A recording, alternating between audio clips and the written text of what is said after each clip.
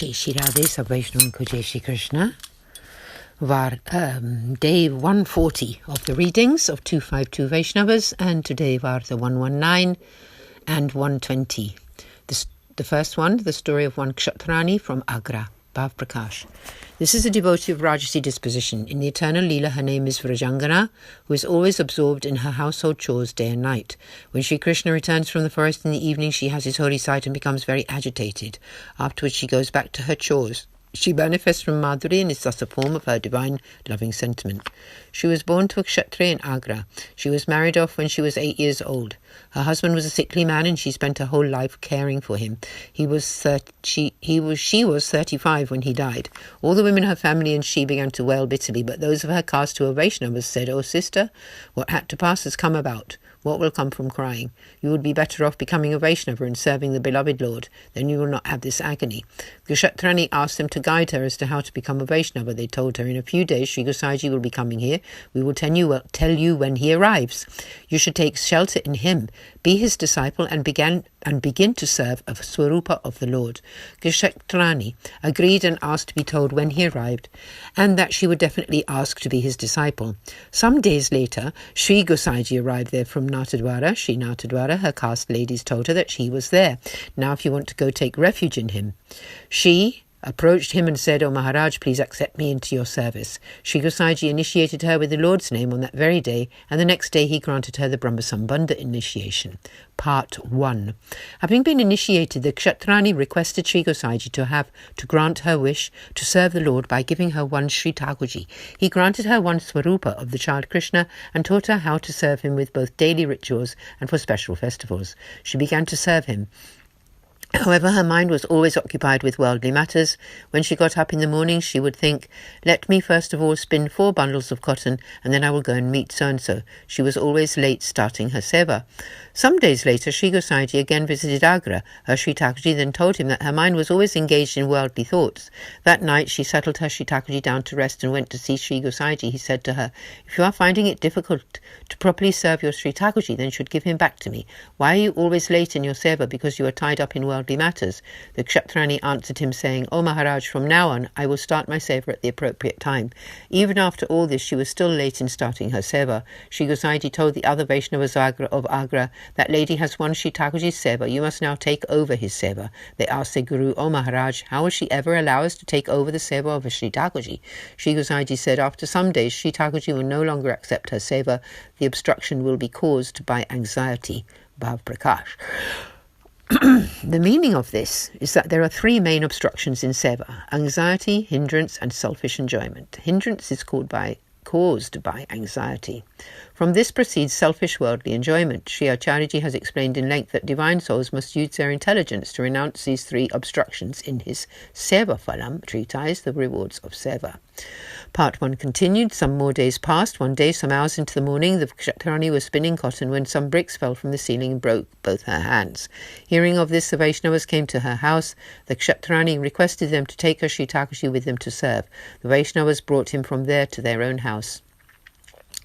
The meaning of this is that although Kshatrani was a divine soul, her body and mind had retained some ungodly traits, and so Sri Thakurji did not wish to continue being served by her. Thus concludes Varta 119, the story of the Kshatrani from Agra. Paying heed to Sri Gosaiji's words, the Vaishnavas lovingly served that Sri Thakurji. The Kshatrani was very upset. She was still the recipient of Sri Gosaiji's great grace, and there is no end to her tale. Varta 120, the story of 2 Bhils who lived on the way to Mathura, Bhav Prakash. These are devotees of a Sattvic disposition. In the eternal Leela, they are part of the Pulindi group of gopis. They manifest from Madhuri and are thus personifications of her divine loving sentiment. Part 1. Once Sri Gosaiji set out from Gokul to go to Dwarka for the holy site of Sri Ranchorlalji. These 2 tribesmen dressed up smartly as pilgrims and came to Sri Gosaiji's camp along the way. Their intention was robbery. The head priest, store manager, and all of Sri Gosaiji's servants forbade them from coming inside, but Sri Gosaiji told them all to let these 2 in. In the evening, Sri Gosaiji gave them some of his leftover prasad, and simply by tasting it, their minds and intelligence were purified, and so instead of stealing, they stood guard over the camp for the whole night. In the morning, they implored Sri Gosaiji, "O Maharaj Adiraj, please take us into your shelter and let us serve you." They were standing before Sri Gosaiji. and he graced them by initiating them with the Lord's name. He told them to go and bathe so that he could make them his disciples. They bathed and stood before Sri Gosaiji with their hands in a prayerful gesture, and he initiated them with Brahma Sambandha.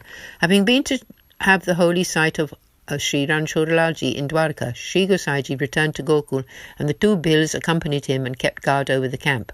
When they arrived in Gokul, the two Bhils had the holy site of the 7 Swarupas served by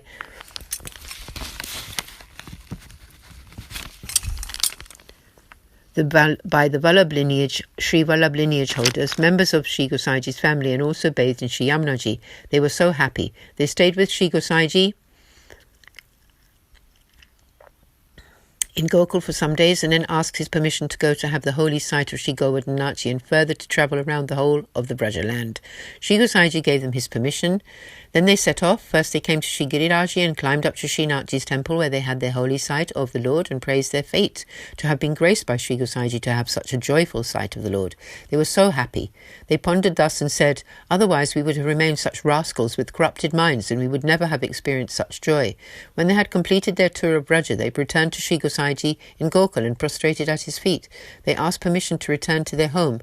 He invited them to stay some more days in Gokul, and they did.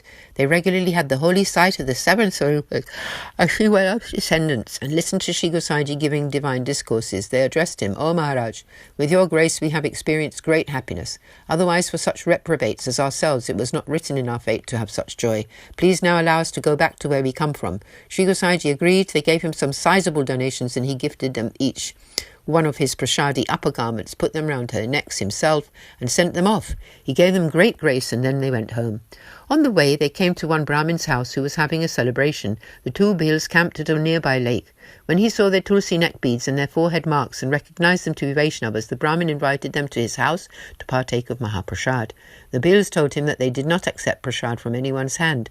The Brahmin asked them of their caste, and they told him. When he heard that they were Vaishnava disciples of Sri Gosaiji, he began to dance for joy, spinning his scarf above his head. All the Vaishnavas, when they had done their cooking, all the Vaishnavas there took the two Bhils in and told them that they were also disciples of Sri Gosaiji. They partook of Mahaprasad in the Brahmin's house. Then they proceeded home. Thereafter they both have all of their family members become disciples of Sri Gosaiji. They were well-accomplished Vaishnavas and never stopped chanting the 8-syllable mantra. They had completely given up all their miscreant ways. They took up farming as a living. Thus concludes Varta 120, the story of the two Bhils who were recipients of Sri Gosaiji's great grace and accomplished Vaishnavas. There is no end to their tale. Aaj ke Anand ki jai ho. सब वैष्णवों को सादर सप्रेम और सनम्र जय श्री कृष्ण जय जय श्री राधे।